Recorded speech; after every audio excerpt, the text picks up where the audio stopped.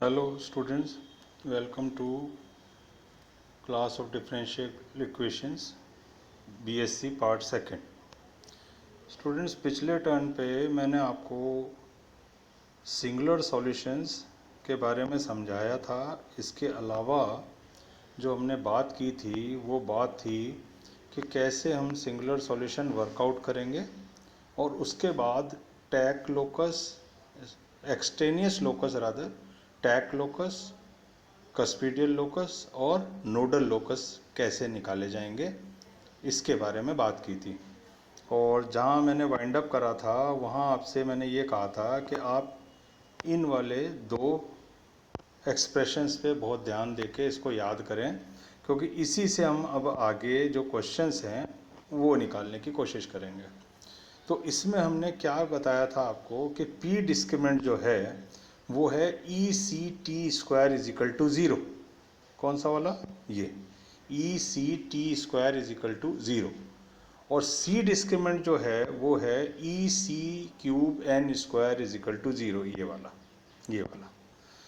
तो इसमें मैंने आपको पी डिस्क्रिमिनेंट जब बताया था E C T square is equal to zero, तो ई तो था एक्सटेनियस लोकस, सी था कस्पीडियल लोकस और टी था टैक लोकस।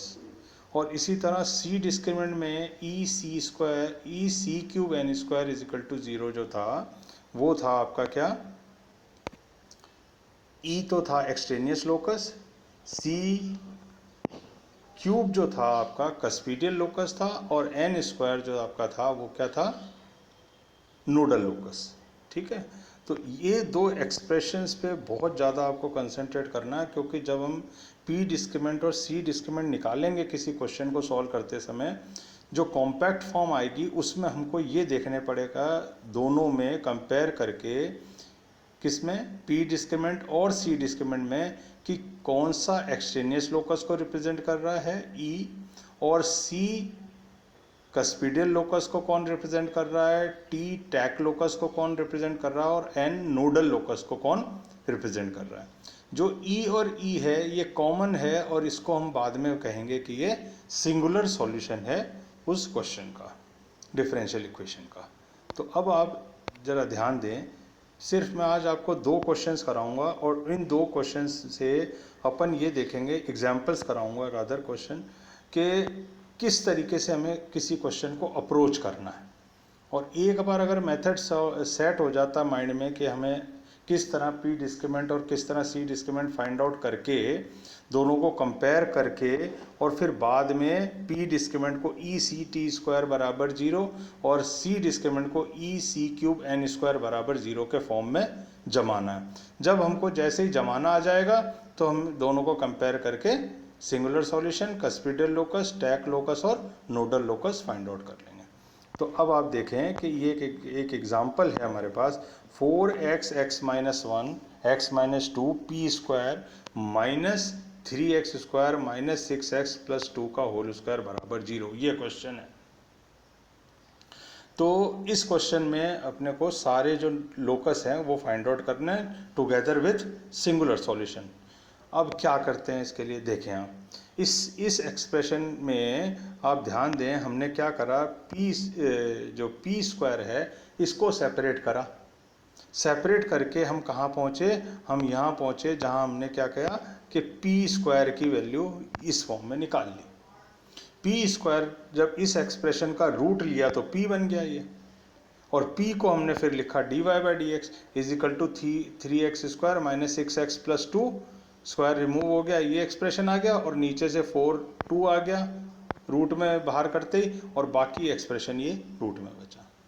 तो ये हमने p के फॉर्म में इस एक्सप्रेशन को जमा लिया, और p के फॉर्म में जैसे ही जमा लेते हैं तो p को हम क्या लिख देते हैं बाद में? dy by d x. और जब dy बाई डी एक्स लिख देते हैं तो फिर काम रह जाता है क्या अपने पास? इंटीग्रेशन का। तो इंटीग्रेशन के लिए अब आप देखें इस जगह पे अपन ने क्या करा कि dy इज इक्वल टू इस फॉर्म में इसको एक्सप्रेस कर लिया। अब इस राइट हैंड साइड को हमको डिफ्रेंशिएट करना है, तो उसके लिए हमने क्या करा, ये सब्स्टिट्यूशन दिया, put x cube minus 3x square plus 2x is equal to t square. आप जानते हैं इसको किस तरह सॉल्व करते हैं। जब ऐसे करा तो हमको फाइनली क्या मिला साहब, ये y इज इक्वल टू ये, दोनों जगह इंटीग्रेट करा। इंटीग्रेट करने के बाद जो हमको फाइनल एक्सप्रेशन मिला वो हमको कौन सा एक्सप्रेशन मिला, ये वाला, ठीक है। y प्लस सी का whole square is equal to x, x minus 1, x minus 2। यहाँ तक पहुँचने के बाद अब आप देखें कि ये जो इक्वेशन हमें मिली, ये मिली हमको किस किस में, y, c और x, यानी function of x, y and c, ठीक है। तो इस एक्सप्रेशन से हम क्या करेंगे, c डिस्क्रिमिनेंट फाइंड आउट करेंगे सबसे पहले। तो c डिस्क्रिमिनेंट फाइंड आउट करने के लिए हम क्या करते हैं, इसको एक्सपेंड करा यहाँ तक। एक्सपेंड करने के बाद ये पूरी इक्वेशन जो है ये वाली, ये आपकी c में क्वाड्रेटिक इक्वेशन है। ये वाली इक्वेशन काय में क्वाड्रेटिक है, c में। और जब c में क्वाड्रेटिक इक्वेशन है तो आप जानते हैं कि अपन इसका c discriminant easily find out कर सकते हैं। c डिस्क्रिमिनेंट फाइंड आउट करने के लिए क्या करना पड़ेगा, b square is equal to 4ac। तो b square is equal to 4ac जब हमने किया तो फाइनली इस पॉइंट पे अपन पहुंचे और अपन ने कहा कि 4 can not be equal to 0, therefore x, x minus 1, x minus 2 is equal to 0, ठीक है। तो जब ये वाला एक्सप्रेशन आया हमारे पास तो फॉर द गिवन ये वाले, ये जो c डिस्क्रिमिनेंट आ गया हमारे पास, फाइनली क्या आ गया, ये वाला x, x minus 1, x minus 2 is equal to 0। और ये इक्वेशन हमने क्या नाम दिया इस इक्वेशन को, ये इक्वेशन जो आपकी बनी इक्वेशन नंबर 1, ये इक्वेशन नंबर 1 है, ठीक। इसके बाद जब हम आगे चले तो हमने गिवन इक्वेशन, जो दी हुई इक्वेशन है ऊपर, कौन सी वाली इक्वेशन दे रखी है हमको, ये वाली, ये इक्वेशन। इस इक्वेशन को हमने यहाँ पर p में क्वाड्रेटिक माना, और है ही भी p में क्वाड्रेटिक। जहाँ क्या खास बात है इसमें, p का कोफिशिएंट नहीं है, तो कोफिशिएंट काय का p स्क्वायर का है, और एक कांस्टेंट है जो p से रहित है। तो फिर इसमें हमने क्या करा, b square is equal to 4ac करते हैं डिस्क्रिमिनेंट निकालने के लिए। तो डिस्क्रिमिनेंट निकाला और फाइनली जो हमको मिला वो क्या मिला, ये वाला एक्सप्रेशन मिला। आप देखो कौन सा मिला, ये वाला, ठीक है। तो अब हमारे पास एक तो ये पड़ा हुआ है c डिस्क्रिमिनेंट, और एक ये पड़ा हुआ है p डिस्क्रिमिनेंट। अब हमने क्या करना है, इसमें कंपेयर करना है। तो कंपैरिजन के लिए फिर से एक बार ऊपर आ जाओ और इस चीज़ को कंसंट्रेट करो, क्या है, ये p डिस्क्रिमिनेंट है ऊपर वाला, और c डिस्क्रिमिनेंट क्या है, नीचे वाला, ठीक है। तो सबसे पहले देखो साहब, इसमें e और e कॉमन है और 1 टाइम है। अब आप नीचे आ जाएं, इसमें देखें आप कौन कौन से में, इस वाले में, इसमें और इस वाले इक्वेशन में, ये दो चीज़ें कॉमन है। कौन सा expression, x, x minus 1, x minus 2 दोनों में कॉमन है। तो ये जो कॉमन चीज़ आई, ये और ये मिलाकर आपकी क्या बन जाएगी यहाँ पे, सिंगुलर सॉल्यूशन। तो ये तो बन गया साहब आपका सिंगुलर सॉल्यूशन, ठीक है बात। उसके बाद अब इस एक्सप्रेशन में देखो कुछ भी नहीं बचा है, इस एक्सप्रेशन में कोई भी टर्म और नहीं है, पर इसमें एक टर्म है जो 2 बार आ रही है, यानी 3x square minus 6x plus 2 जो एक्सप्रेशन है ये किस फॉर्म में आ रहा है, स्क्वायर में आ रहा है। तो हम एक ऐसे एक्सप्रेशन को ढूंढने की कोशिश करेंगे जो c डिस्क्रिमिनेंट में तो है, सॉरी, जो p डिस्क्रिमिनेंट में तो है। कौन सा एक्सप्रेशन है, ये वाला, और कितनी बार है, स्क्वायर में। और c डिस्क्रिमिनेंट यानी कि इसमें एक बार भी नहीं है। तो मैंने क्या कहा, उस पर ध्यान दें आप कि एक ऐसा एक्सप्रेशन जो किसमें, p डिस्क्रिमिनेंट में स्क्वायर में आता है और c डिस्क्रिमिनेंट में एक बार भी नहीं आता है, ऐसा कौन सा एक्सप्रेशन है। तो ऊपर चलते हैं, वहाँ पर देखेंगे अपन कि p डिस्क्रिमिनेंट में तो आता है कितनी बार, ये 2 बार आया, ये रहा, और c डिस्क्रिमिनेंट में t एक बार भी नहीं है। तो वो क्या बन जाता है साहब आपका, t, यानी कि टैक लोकस। समझ में आ गई बात। तो ये जो है आपका क्या बन गया यहाँ पर, टैक लोकस। दोबारा से मैं इस चीज़ को आपको एक्सप्लेन करता हूँ, क्योंकि आज सिर्फ 2 ही क्वेश्चन कराऊंगा। कारण ये कि एक बार ये क्लियर हो कि हम एक्चुअली क्या सोच रहे हैं, क्या करना क्या चाहते हैं।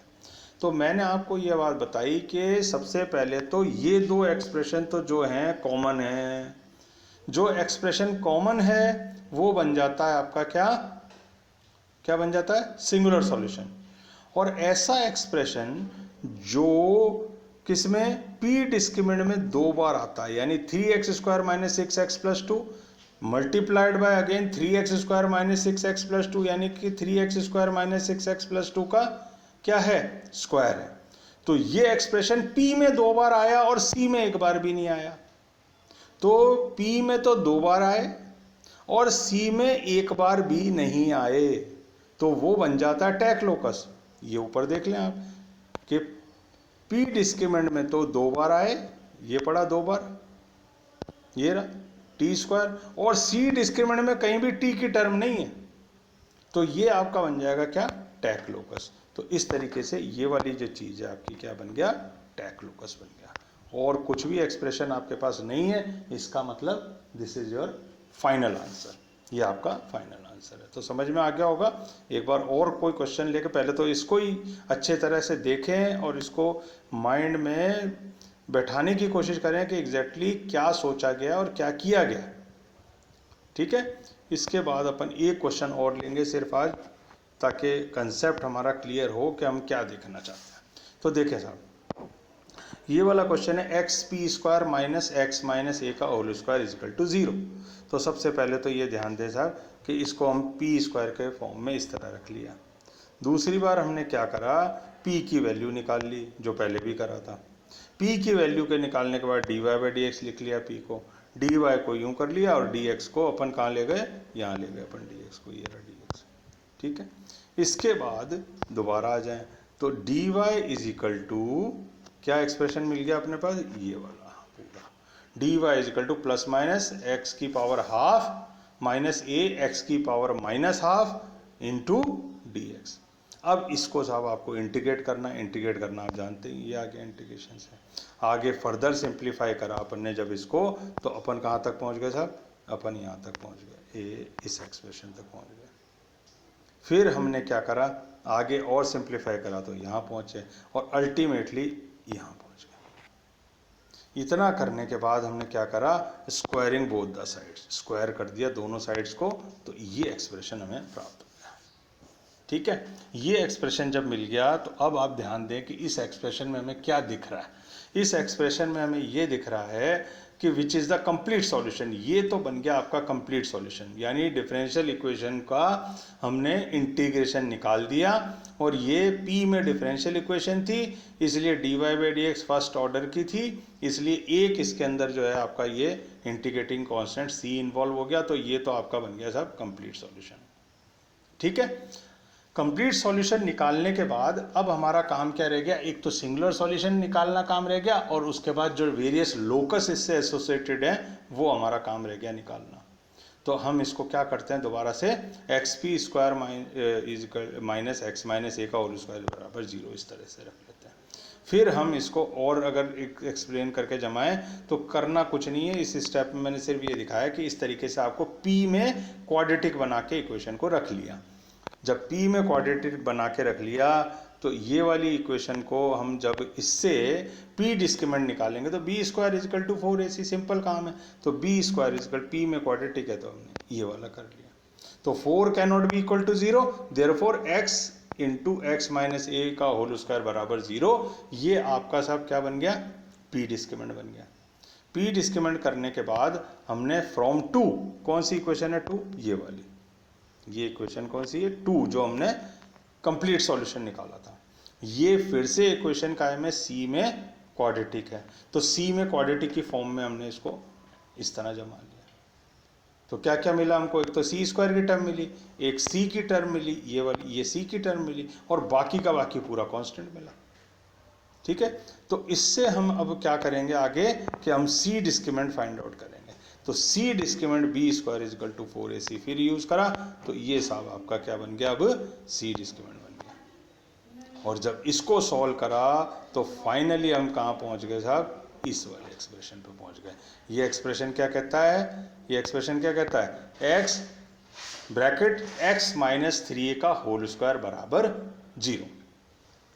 अब साहब आपके पास पी डिस्क्रिमिनेंट ये पड़ा, कौन सा वाला, ये या ये, सॉरी ये सेकंड वाला, इसको हम कर लेते हैं। ये जो है आपके पास पी डिस्क्रिमिनेंट पड़ा हुआ है, कौन सा, ये वाला, this is the P discriminant. और सी डिस्क्रिमिनेंट कौन सा पड़ा हुआ है, ये वाला पड़ा हुआ है। अब आप दोबारा ध्यान दें, फिर अपन उसी बात पे चलते हैं कि पी डिस्क्रिमिनेंट और सी डिस्क्रिमिनेंट को ध्यान से देखते हैं। ध्यान से देखने पे हम ये देखते हैं कि ऐसा एक्सप्रेशन जो पी डिस्क्रिमिनेंट में भी सिंगल पावर में हो और सी डिस्क्रिमिनेंट में भी सिंगल पावर में हो, वो बनता है सिंगुलर सॉल्यूशन। तो कौन सा बना सिंगुलर सॉल्यूशन आपका, देखें जरा आप, एक तो ये x पड़ा है यहाँ पे और एक ये x पड़ा है यहाँ पे, तो ये बन गया आपका क्या, सिंगुलर सॉल्यूशन। मतलब जो पी डिस्क्रिमिनेंट में भी सिंगल पावर में अकर करे और सी डिस्क्रिमिनेंट में भी सिंगल पावर में अकर करे, that becomes the singular solution. तो यहाँ पर x ये वाला और x ये वाला दोनों सिंगल पावर में है और दोनों एक एक बार किस में आ रहा है, पी डिस्क्रिमिनेंट में भी आ रहा है और सी डिस्क्रिमिनेंट में भी आ रहा है। तो ये मिला करके क्या बन जाएगा आपका सिंगुलर सॉल्यूशन। ठीक है सर। उसके बाद अपन दोबारा से इसको देखते हैं एक्सप्रेशन को। इसमें एक टर्म जो है आपके पास इसमें मिल रही है आपको x माइनस ए का होल स्क्वायर, और वो टर्म यहां नहीं मिल रही है।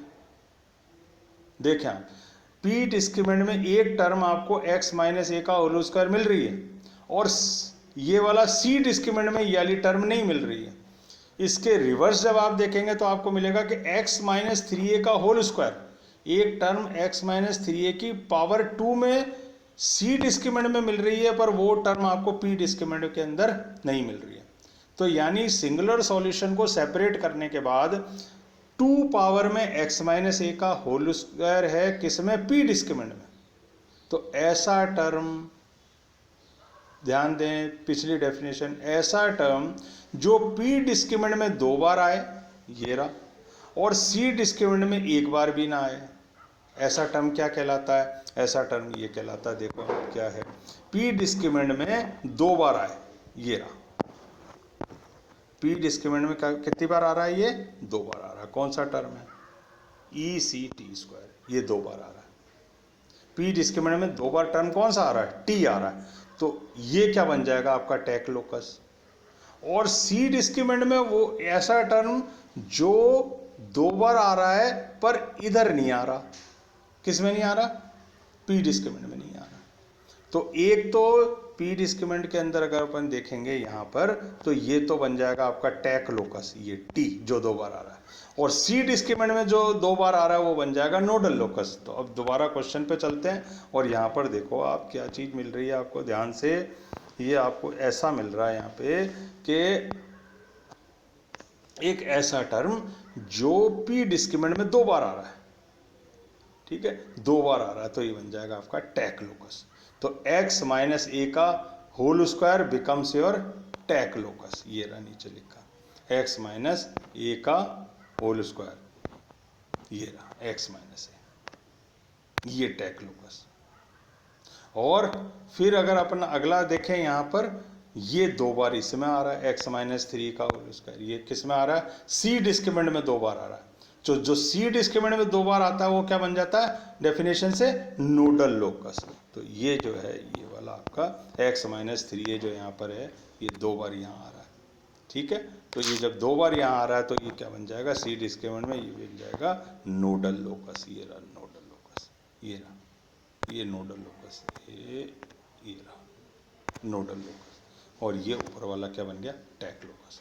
तो अब आपको समझ में आ गया होगा कि अपने को सबसे पहले क्या वर्कआउट करना होता है, पी डिस्क्रिमिनेंट निकाल लेते हैं और सी डिस्क्रिमिनेंट निकाल लेते हैं, और दोनों को हम क्या करते हैं, अल्टीमेटली कंपेयर करते हैं। फिर से एक बार सुन लें, जो चीज़ कॉमन होती है और एक बार होती है, जो चीज़ कॉमन हो और एक बार हो, जैसे कि यहाँ पे x था और यहाँ पे x था, this becomes the singular solution.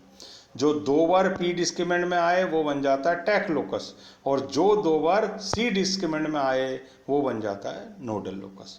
तो ये कुछ 2 एग्जाम्पल मैंने अभी आपको कराए हैं, इन दोनों एग्जाम्पल को अच्छे से गो थ्रू करें आप, और एक एक स्टेप इसका देखें, अपार्ट फ्रॉम सॉल्यूशन, सॉल्यूशन तो आप कर लोगे, पर जो इंटरप्रिटेशन है किसका, पी डिस्क्रिमिनेंट का और सी डिस्क्रिमिनेंट का, और अल्टीमेटली कैसे हम उनसे अलग अलग जो है लोकसेस निकालते हैं, इस बारे में आप जो है ध्यान से देखें इन दोनों क्वेश्चंस को। अगले टर्न पे अपन कुछ और क्वेश्चंस करने की कोशिश करेंगे और उसमें दोबारा से इस वाले एक्सप्रेशन को आप ध्यान में रख के चलें, ई सी टी स्क्वायर बराबर 0 और ई सी क्यूब एन स्क्वायर बराबर 0, इनमें आप ध्यान दें। ई जो है एक बार पी डिस्क्रिमिनेंट में, एक बार सी डिस्क्रिमिनेंट में, तो सिंगुलर सॉल्यूशन। सी ऊपर पी डिस्क्रिमिनेंट में एक बार, नीचे 3 बार, तो कस्पीडियल लोकस।